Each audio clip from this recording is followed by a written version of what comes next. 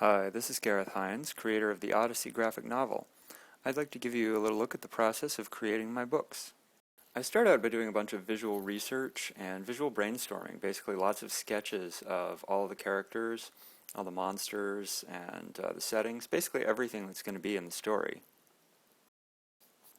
Next, I'll create a script using the original text that I'm working from, shortening it and breaking down the text into chunks that will fit into comic book panels. And once I've got that text, I will start copying it into a blank page layout program. In this case, I'm using Adobe InDesign.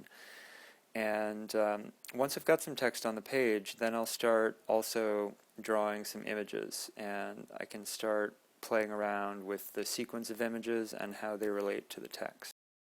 And this video is actually speeded up about 4 times the normal speed that I draw, but I am still drawing pretty quickly. I just want to get my rough ideas down, and then I'll continue to refine them and play with them, move things around and scale things as I go along.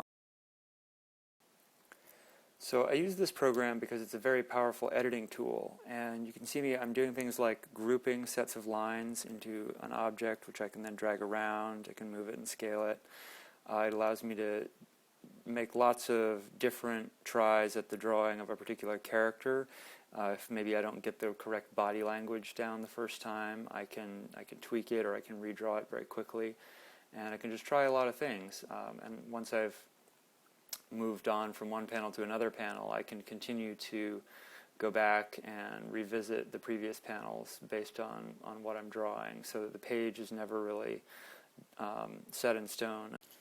And I should say that this layout process, this process of sketching out all the panels and all the characters, figuring out what composition is going to be in each panel, and figuring out how, the body language of the characters and the action, how I'm going to show the action, how I'm going to make it dramatic, how I'm going to make it clear. This is really the heart of the comics medium, and this is the part of the process that is really the most intellectually stimulating, and that really is a lot of fun.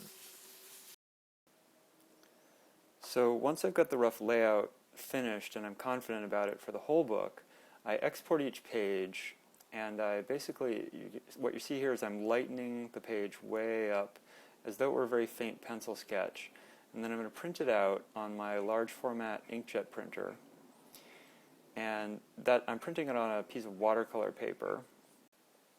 Alright, so let's take this page and let's go into my messy painting studio. And I'll put this on my drawing board and sit down and do the finished drawing for this page. And once again, let's speed this up a bit.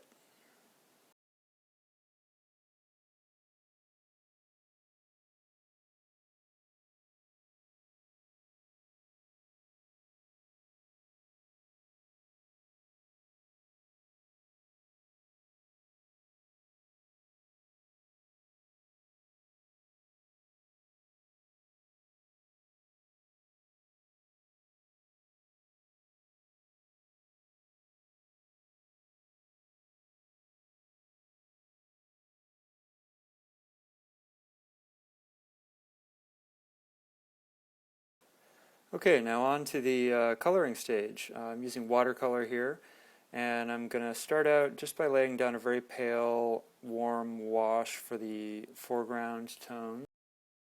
I also do quite a bit of blotting using a paper towel or a tissue to lighten up the color that I've just laid down. That's a handy trick for using watercolor. So working as quickly and simply as I can, I'm just going to paint in all the skin tones, the shading, the colors of the clothing, and then the backgrounds.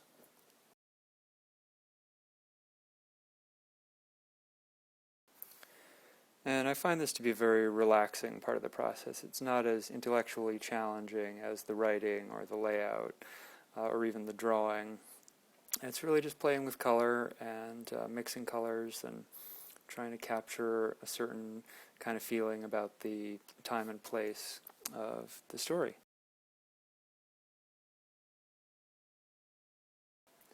And after the painting is completely done, I will scan it back into the computer, and then I'll do the speech balloons and the panel borders digitally, again in Adobe InDesign.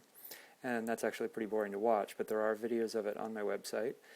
And there's a lot more information on my website about me and my books, and that's www.garethhinds.com. Thanks for watching.